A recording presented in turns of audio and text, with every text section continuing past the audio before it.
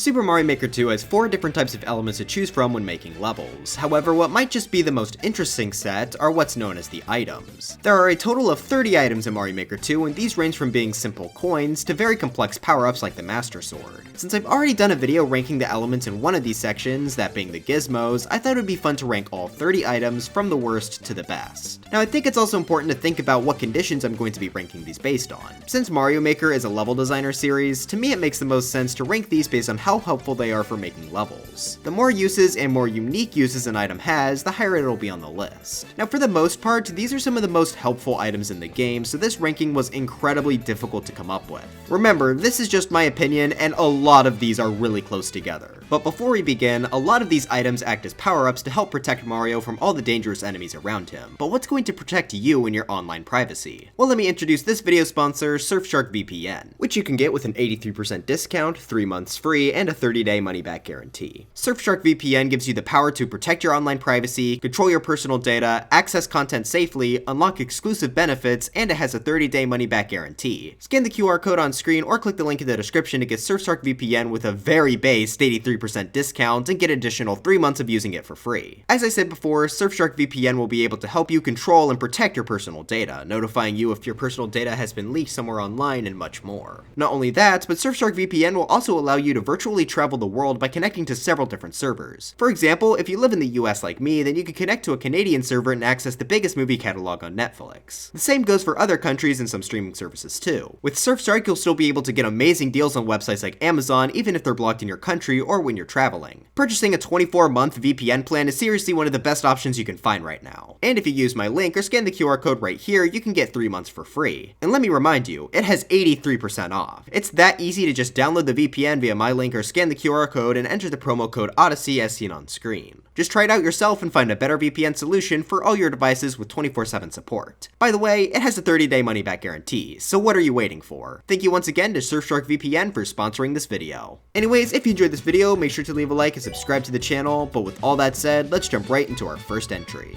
Alright, the absolute most useless item in Mario Maker 2 is easily the red POW box. This lets Mario activate a red POW block effect around him if he jumps into a ceiling. This will be able to damage enemies, break bricks, and even activate other red POW blocks. You can do this up to 3 times and then the power-up is removed from Mario's head. So what makes this item last place? Well, it's simply because the red POW block was already an item before this was added in a DLC update. Pretty much every other item in this list is entirely unique from something else. However, this is pretty much the only one that has a full replacement. Plus, this is kind of more limited than the normal block anyway, since this can only be activated when jumping into a ceiling, whereas the block can just come into contact with any surface. This and the next item are the only items that I have yet to see a good creative use for in a level. So for being generally useless, this will take number 30. Sticking with the 3D world masks, we have 29, the Goomba Mask. Now the concept behind this item is actually unique, which is what put it above our last entry. When Mario wears this, every single enemy in the game will stop attacking him. They'll still deal damage to Mario if he runs into them, but they won't go out of their way to hunt him down. This leads to some pretty funny results, especially with some of the boss enemies like Boom Boom. Now with a concept as unique as this, why is it so low? Well, it's just not very useful. Like if this video was a power tier list, this would be decently high since it eliminates pretty much all difficulty from a level, but since this is based on building levels around these items, eliminating challenge is really not something you want from an item. This really isn't too helpful outside of being kind of cool to see how many of the enemies react to it. Like I said, I have yet to see a use for this item that's really creative. I'm sure there are some good levels with it, but I personally haven't seen any.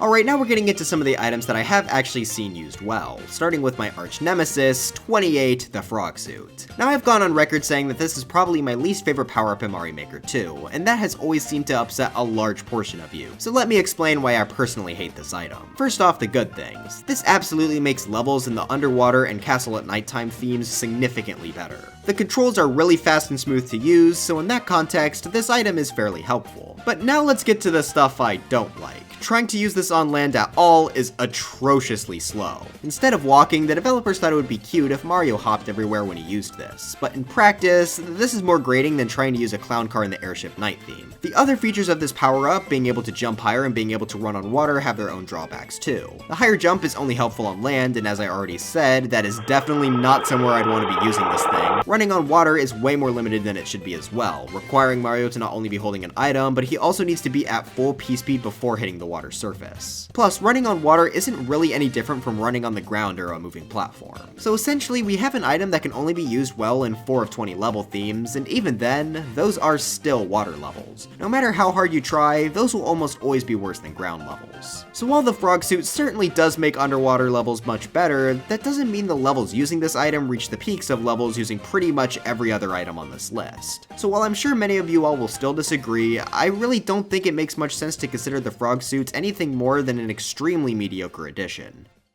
27. The Superstar. This will make Mario temporarily invincible, along with giving him a speed boost and the ability to instantly kill any enemy he touches. Unless you're a muncher, I guess. There are certainly some decent levels you can make using this thing where you have to run through a spike maze before the star's timer runs out, for example, but other than that, the uses for this item are significantly less helpful than the others. This does get a pretty good boost for working pretty well in traditional levels though. As we'll see later on, some items are just way too overpowered to work in standard levels, but the timer does help make this fairly balanced. Oh, what am I talking about? Stars are super useful. They're like the main item for refreshing special levels, everyone's favorite level type. Now, I'm not sure if this will be controversial or not, but I think the big mushroom will take number 26. When collected, Mario will become 2x2 tiles big and will be able to break blocks he wasn't able to before, such as hard blocks and question mark blocks. He breaks these by landing on top of them from a jump, which can lead to some pretty interesting levels where you gradually break the platform under you as you jump around. Aside from that though, there's really not much more to this thing. Now, I do think this is more helpful than the other items we talked about so far. The jumping mechanic can lead to some very interesting level concepts where you have to be careful when and where you jump. I just think it isn't quite as helpful as some of the other items coming up. 25. The Frozen Coin. This is when the items start to get a bit more interesting. The Frozen Coin is an alternate version of the coin which will encase it in ice. Now the thing that makes this item interesting is that unlike normal ice, this can actually be melted by fire attacks. Not just for Mario either, anything remotely related to fire will be able to melt these things, which is really neat. That essentially allows us to make fire detectors or even some unique types of timers. That also makes these helpful for, say, blocking off part of a level until the player gets something to melt the item with. They can also be used as platforms that gradually shrink as more fire-based enemies attack it. There are a lot of pretty solid uses for this thing. The only reason it's not higher is because I generally find power-ups to be more interesting, but this is certainly not bad. I do have one small nitpick though. I kind of wish fireballs would bounce off of these like they do in New Super Mario Bros. Wii, since I think that'd make them a bit more interesting, but otherwise this is very solid.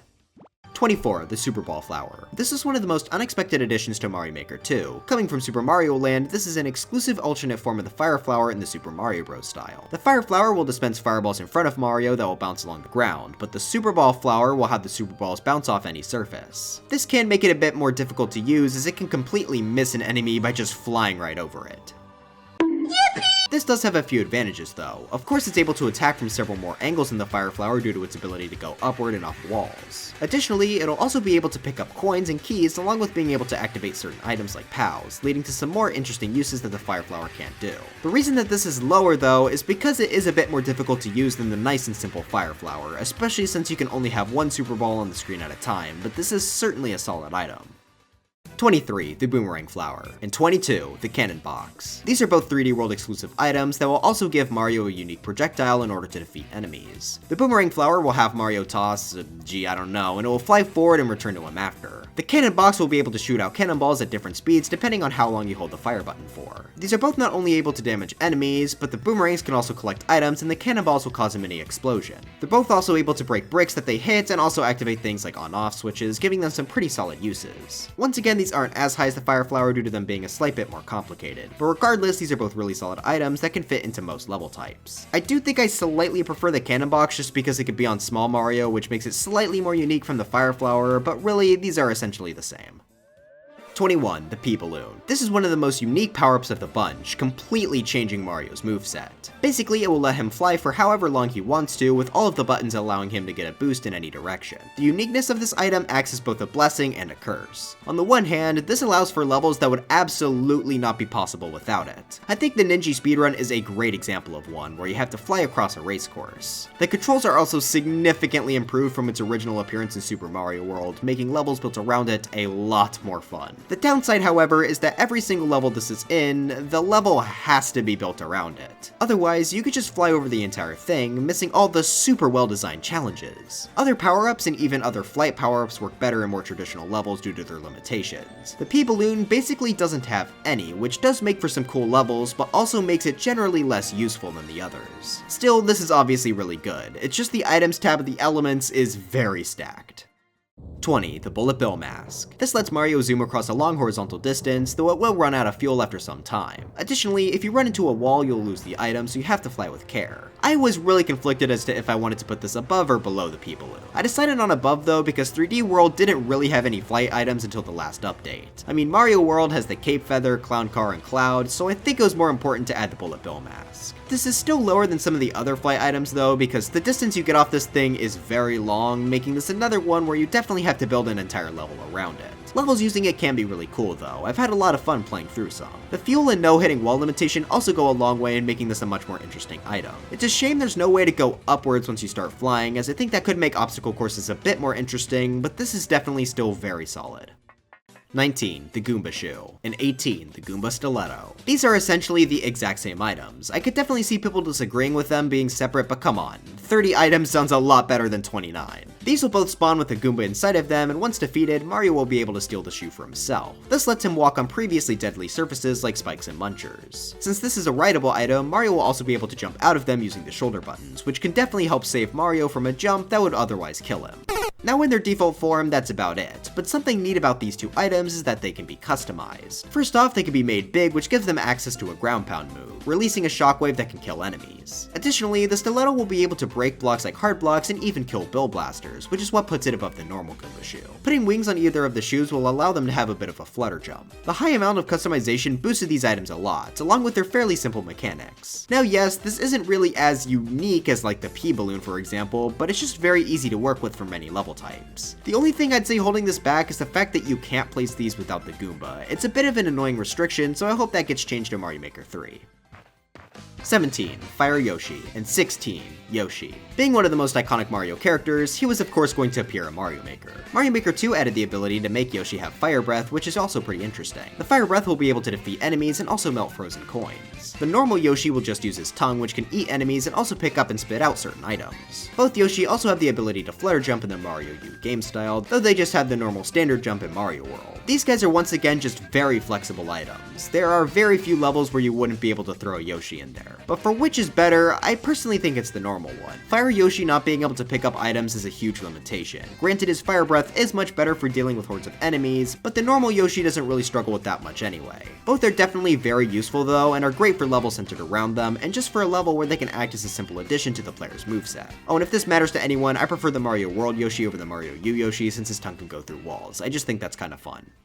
15. The Super Hammer. These next three items all have the same strengths and weaknesses. They're all incredibly unique, however they also don't really work well in many level types. Starting off with the Super Hammer, this turns you into Builder Mario where you can use said hammer to break blocks and defeat enemies.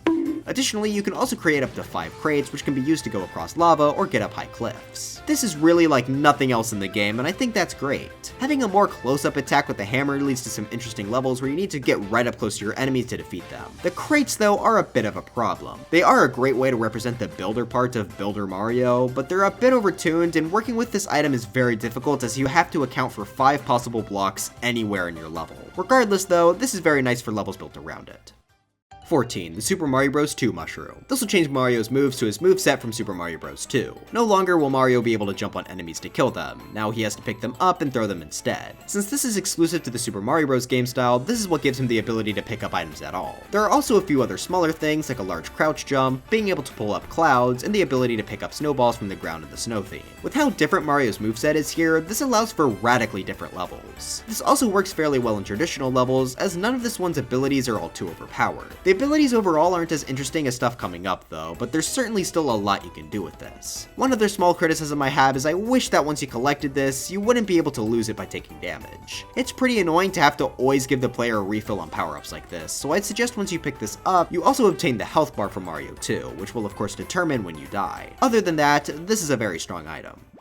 13. The Master Sword. This is definitely the fan favorite item from Mario Maker 2, and I can certainly see why. This transforms Mario into Link from the Legend of Zelda series, giving him several different weapons. Mario will be able to use the Master Sword to attack nearby enemies and even hit certain blocks. He's also able to dash attack and even ground pound. Next up are the bombs, which are able to destroy hard blocks, bricks, and more. His bow is able to attack far off enemies and even collect coins. Finally, his shield will defend him from oncoming attacks, along with being able to bounce anything that it hits backwards, which leads to some very awesome and entertaining levels where you have to slowly push a muncher across a long hallway. Real riveting gameplay here. But obviously with a moveset as big as that, this leads to some pretty unique level types, to the point where they even added a link tag you can put on your levels. Combat and puzzle solving in levels using this item are really solid, which makes sense considering that's what a lot of the Zelda series is about. This does also have the flaw of not working well in levels not built around it, but the sheer amount of things you can make based around this makes that problem nearly irrelevant.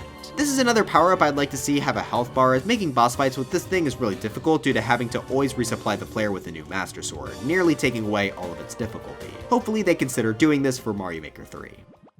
Alright, now we have the 3 hardest items for me to place on the entire list. I will not be surprised if people strongly disagree with these placements, but these 3 items are so important to making levels that I feel like it'd be wrong to place them super low. These items are 12, the 1-up mushroom, 11, the big coin, and 10, coins. These 3 items serve the unique purpose of acting as rewards for doing certain challenges, whether it just be finding them, taking a more difficult path, getting through a section of the level without getting hit, and so on. Additionally, the coins act as great ways to direct the player into certain directions or to help them understand what they need to do in a level. While yes, these 3 items don't really change a level much mechanically, they're just so important from a design standpoint that I feel like it would be wrong to place them in the bottom half of this list. Honestly, at least the coins might even deserve to be higher, but I'll settle for this placing. Secrets are a large part of making levels and are something that I always like to include in mine, making me a huge fan of these things. Plus, that's not to say that they're completely deprived of functioning mechanically in a level. The 1-up can turn into the Rotten Mushroom, a unique obstacle for the nighttime ground theme. Coins can be turned into bricks with the P-switch, and so on. So while I am sure you all disagree with me,